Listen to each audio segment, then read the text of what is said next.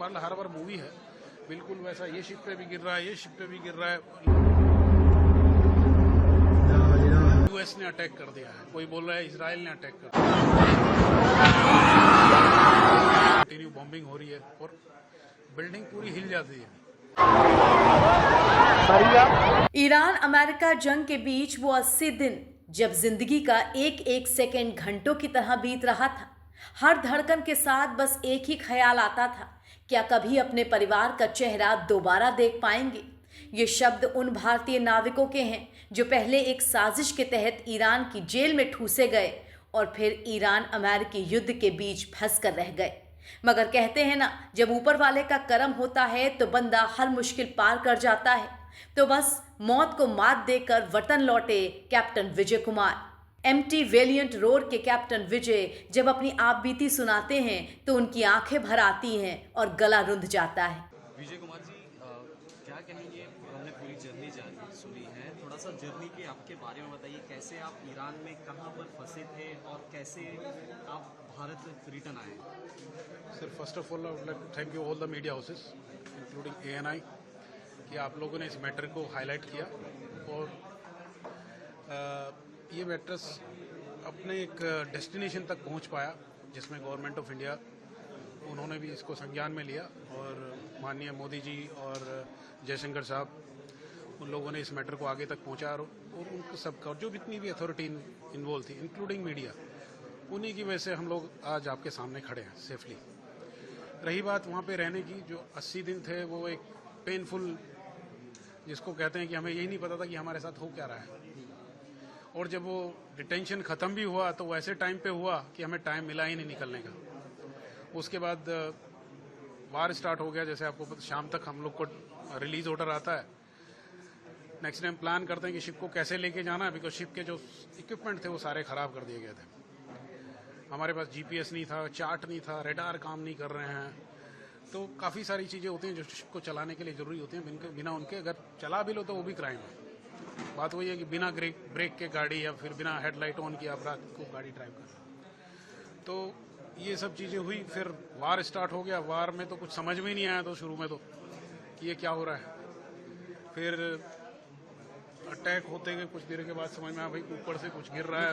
VHF पे जो चल रहा है, VHF आप जानते हो, यहाँ पर देखिए, तो आवाज़ सुनी कि US ने अटैक कर दिया है, कोई बोल रहा है इजराइल ने अटैक कर दिया। तब समझ में आया तो एक मतलब अटैक हुआ इस कंट्री पे। अब वहाँ से निकलें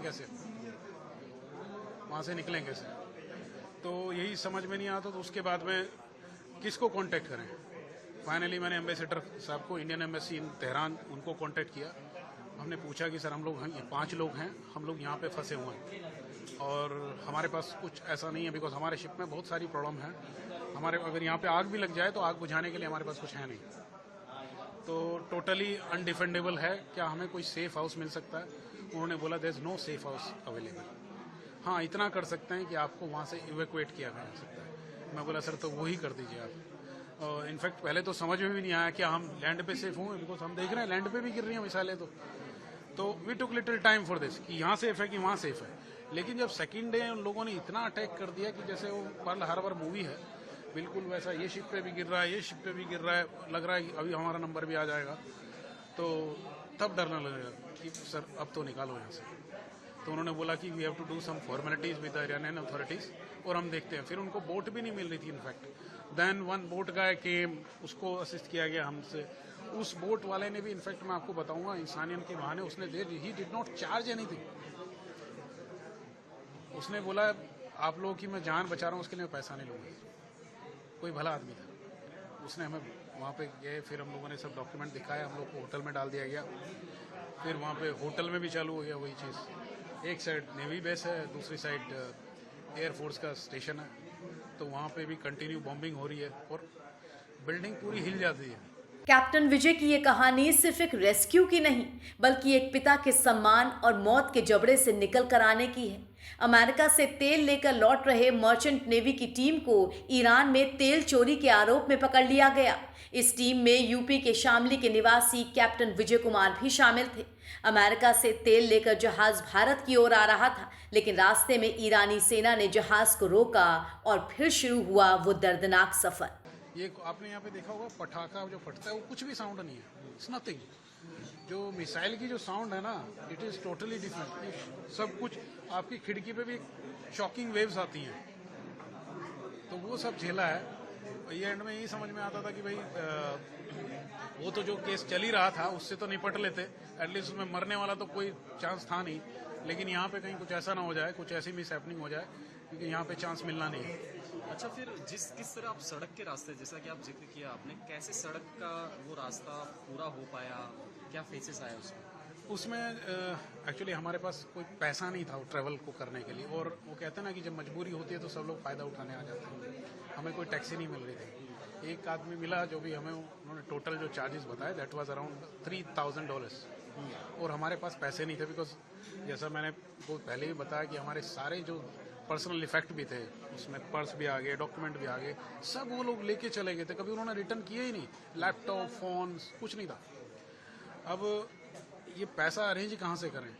तो one of the Bangladeshi guys वहीं पे था, जो हमारे चीफ इंजीनियर थे, उनके कोई जानने वाले थे। कुछ पैसे उन्होंने दिए, कुछ पैसे एम्बेसी के थ्रू हम लोगों ने मंगवाए। एम्बेसी को फ़ोन किया कि हमारे फैमिलीज़ ने यहाँ से डाले, और फिर वो पैसा वहाँ पे पहुँचा, तब उसका अरेंजमेंट हो पाया। उन्होंने फिर एक टैक्सी भेजी, हमने वो पेमेंट उनको किया, उन्होंने फिर वो दैट ऑलमोस्ट 1800 किलोमीटर तो हम लोगों ने वन गो में क्लियर किया। 2 ड्राइवर थे और रात दिन हम चले। हाँ, बस ये किस्मत अच्छी रही कि जो बीच में एक जगह आई थी, तबीज या कुछ नाम था उस जगह का, जहाँ पे हमें बॉम्बिंग होते हुए मिली, और थैंक गॉड हमारे ऊपर कुछ वहाँ पे गिरा नहीं। बट एक ही चीज़ था सबसे, कि ये चीज़ हम डेली झेल रहे थे, तो ड्राइवर को हमने बोला था आँख बंद करो, बस चलते रहो, अगर हमारा लक हुआ तो हमारे ऊपर नहीं गिरेगी। और फिर वहाँ से 2 दिन के बाद हमारा फिर वहाँ जाके जोल्फा में रोक दिया जाता है, बिकॉज हमारा क्लियरेंस नहीं था आर्मेनिया के लिए। आर्मेनिया के लिए फिर क्लियरेंस आता है 2 दिन के बाद। फिर वहाँ से चलते हैं हम लोग बॉर्डर के लिए, फिर बॉर्डर हम क्रॉस करते हैं पैदल। इधर से चलना था, उधर चलना था, और वो रात को 11 बजे हम लोग क्रॉस करके उधर चले जाते हैं। फिर वहाँ पे एक मिनी बस मिलती है, वो हमें येरेवान लेके जाते हैं, जो वहाँ की कैपिटल है। फिर वहाँ पे एक दिन रुकते हैं, फिर नेसेसरी अरेंजमेंट जो डीजी शिपिंग और इन सब लोगों ने हमारे फ्लाइट का कराया, बिकॉज उसके बाद हमारे पास कुछ नहीं बचा था। इनफैक्ट ऐसे भी दिन आए कि हम लोगों ने खाना नहीं खाया, क्योंकि खाना खा लेंगे तो पैसे नहीं बचेंगे टैक्सी के। तो सीन ये भी हुआ, ये कपड़े वगैरह जो थे वो सब चोरी हो गए थे, तो वो भी एम्बेसी ने दिए हमें। तो it was a totally painful experience जो भी हुआ है। ओके, फाइनली क्या भारत सरकार की तरफ से किस तरह का सहयोग जो उम्मीद की थी उस तरह की मिली है, या आप क्या कुछ कहना चाहोगे, आप सरकार से क्या मांग रखना चाहोगे? सहयोग का यस, मैं बिल्कुल थैंक यू करना चाहूँगा। गवर्नमेंट से ने पूरे, जब बात उन तक पहुँची, उन्होंने पूरा सपोर्ट किया है। इनफैक्ट वो तो ईरान का ही सिस्टम है कि थोड़ा स्लो रहता है, बट यस, एक मेरी अपील है गवर्नमेंट से, so that we can help the other seafarers, कि जो भी इस टाइप के ऑपरेटर्स होते हैं, जो क्रू को अबेंडन कर देते हैं, उनको छोड़ देते हैं खाली, कि भाई उनका खाना पानी या कुछ भी नहीं देख रहे, जब हम फंस गए तो ऐसे, तो एटलीस्ट दे शुड कम्युनिकेट। और कुछ गवर्नमेंट ऐसा कर सकती है कि एटलीस्ट इन जो इस टाइप के ऑपरेटर हैं उनको हाईलाइट करके, हमारे जो यहाँ से आरपीएसएल कंपनीज हैं उनको गाइडलाइंस इशू करे कि हमारा कोई भी इंडियन सी फेयर्स उनके लिए काम ना करे, उनके लिए इनफैक्ट बैन कर दे, या हाईलाइट कर दे उनको, या फिर ब्लैक लिस्ट कर दे, जो भी वो कर सकते हैं। ऐसा कुछ प्रोसीजर बनाए जिससे आगे जो हमारे जो सी फेयर्स हैं उनको कोई प्रॉब्लम ना।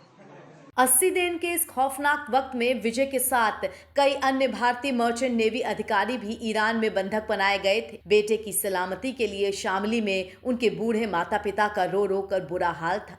सलामती के लिए हवन हो रहे थे, पूजा करवाई जा रही थी, और अब जब कैप्टन विजय कुमार अपने घर लौटे हैं तो लगता है जैसे मौत को मात देकर एक शख्स अपनों के पास आया है।